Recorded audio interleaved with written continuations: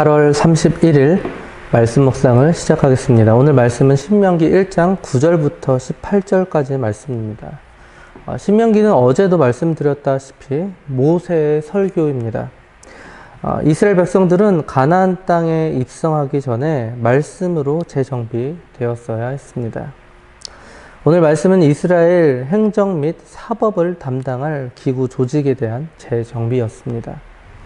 모세는 장인 이드로의 조언에 따라서 이스라엘 백성들을 효과적으로 이끌고 지도하기 위한 행정 조직을 갖추었습니다.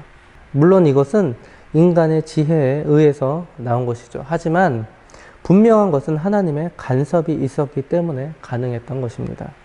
즉 하나님께서는 세상 만물에 질서를 부여하시는 분이시며 당신의 공의가 실현되도록 그의 택한 백성들에게 질서 있는 삶을 요구하신 것이죠. 그리고 이러한 질서는 오늘날 우리에게도 반드시 적용되어야 합니다. 오늘 말씀을 통하여서 하나님의 질서가 무엇인지를 깨닫고 그 질서를 우리의 삶에 적용하시는 하루가 되시길 원합니다. 말씀을 살펴보겠습니다.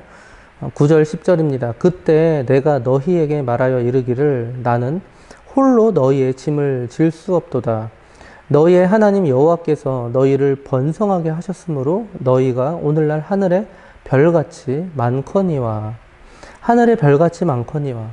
하나님께서는 이스라엘에게 복을 주셨기 때문에 이스라엘의 인구가 많아졌다는 것입니다. 애굽으로 내려갈 때는 불과 70명밖에 되지 않았습니다. 그런데 지금 모세 눈앞에 보이는 이스라엘 백성들의 수는 장정만 60만이 넘었습니다. 그러나 인구가 많다는 것은 그만큼 모세에게 많은 송사처리의 부담감이 주어졌다라는 뜻이죠. 즉 모세는 자신의 짐이 과중할 수밖에 없었던 이유를 재차 설명해주고 있었던 것입니다. 11절입니다. 너희 조상의 하나님 여호와께서 너희를 현재보다 1000배나 많게 하시며 너희에게 허락하신 것과 같이 너희에게 복 주시기를 원하노라. 현재보다 1000배나 많게 하시며 하나님께서 이스라엘에게 복을 주셔서 이미 엄청나게 인구가 많아졌습니다. 그러나 11절에서의 복은 이전의 복이 아니죠. 잘 보시면 앞으로의 복이라는 거예요. 하나님께서는 현재보다 즉 장정만 60만이라는 이 이스라엘 인구보다 앞으로 1000배나 많게 하실 것이다 라는 겁니다. 물론 여기서의 1000이라는 숫자는 단순하게 1000배라는 뜻을 의미하는 것이 아니라 무수히 많은 복을 앞으로 더 허락하신다라는 뜻입니다. 모세는 이러한 복을 하나님께서 그들에게 주시기를 기원하였습니다. 그리고 이 축복은 다윗과 솔로몬 왕국 때 이스라엘이 번창함으로 인하여서 1차적으로 성취되었습니다. 그리고 오늘날 영적인 이스라엘인 성도가 세계 곳곳에 무수히 많아졌음을 통하여서 2차적으로 성취되었습니다. 마지막으로 하나님의 나라가 완성함을 통하여서 이 모세의 축복은 완성될 것입니다. 12절입니다. 그런즉 나 홀로 어찌 등이 너희의 괴로운 일과 너희의 힘겨운 일과 너희의 다투는 일을 담당할 수 있으랴. 괴로운 일, 여기서 괴로운 일이란 지나치게 짐을 싣다라는 뜻이죠. 즉 여러 원인에 따르는 정신적인 고통을 의미합니다.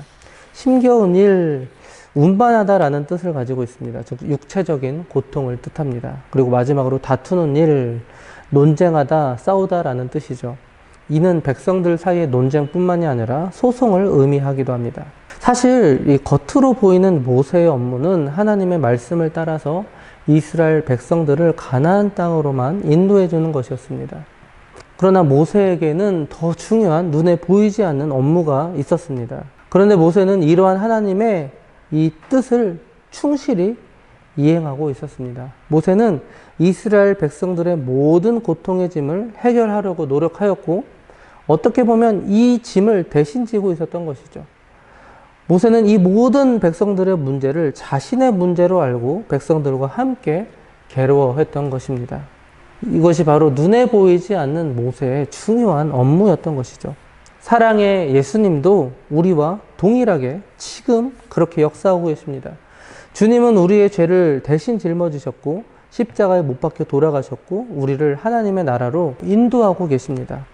또한 주님은 지금도 우리의 괴로운 일, 힘겨운 일, 그리고 다투는 일들을 짊어지고 계십니다. 그 문제들을 지금도 순간순간 우리들의 삶에 간섭하셔서 해결해 주고 계시다라는 거예요. 그 은혜에 감사드리는 우리 모든 장자 가족들이 되시기 바랍니다. 13절입니다. 너희의 각 지파에서 지혜와 지식이 있는 인정받는 자들을 택하라. 내가 그들을 세워 너희 수령을 삼으리라 한즉. 13절과 동일한 방법을 앞서 이 모세의 장인 이도로가 모세에게 제안을 했죠. 하지만 이것은 단순한 한 개인의 아이디어가 아니었습니다. 바로 하나님의 간섭이었습니다. 그리고 모세와 함께 동역할 인재들이 갖추어야 할 그 덕목들이 무엇인지를 말씀해 주고 계십니다.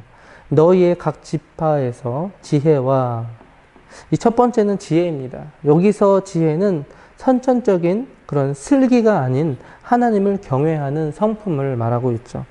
즉 하나님을 경외함이 지혜의 근본이기 때문입니다.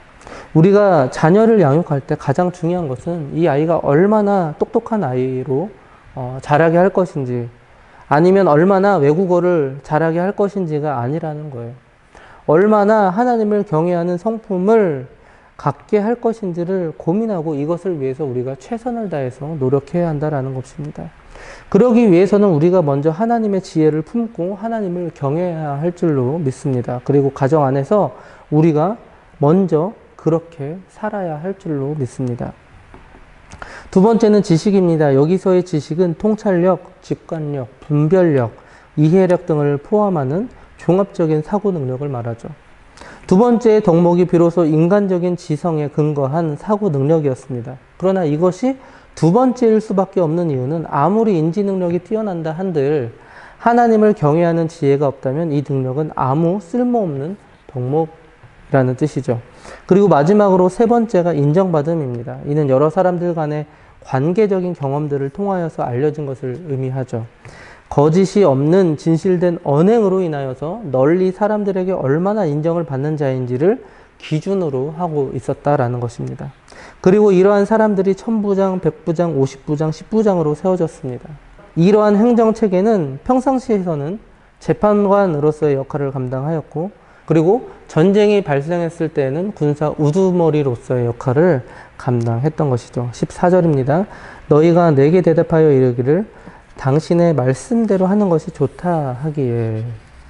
이렇듯 이스라엘의 행정체계 정비는 이드로의 현명한 충원, 그리고 모세의 과감한 결단, 그리고 백성들의 전적인 동의가 한데 어우러져서 이루어졌음을 우리는 말씀을 통해서 확인할 수가 있습니다.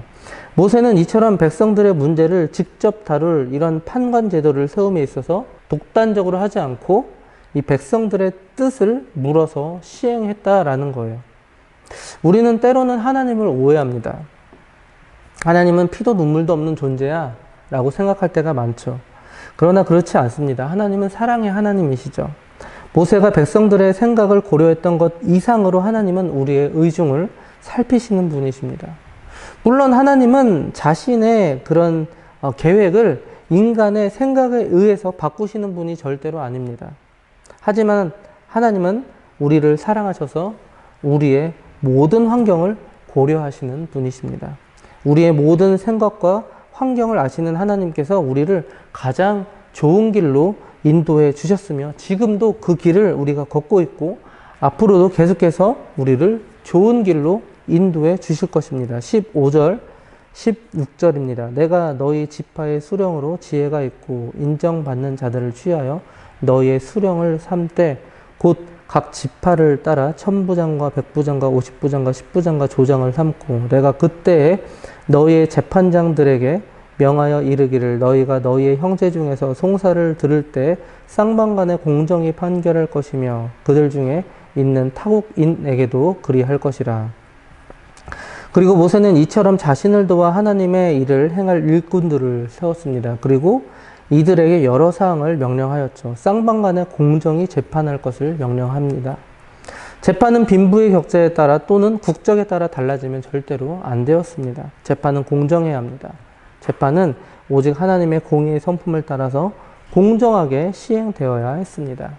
17절입니다. 재판은 하나님께 속한 것인즉 너희는 재판할 때 외모를 보지 말고 귀천을 차별 없이 듣고 사람의 낯을 두려워하지 말 것이며 스스로 결단하기 어려운 일이 있거든 내게로 돌리라.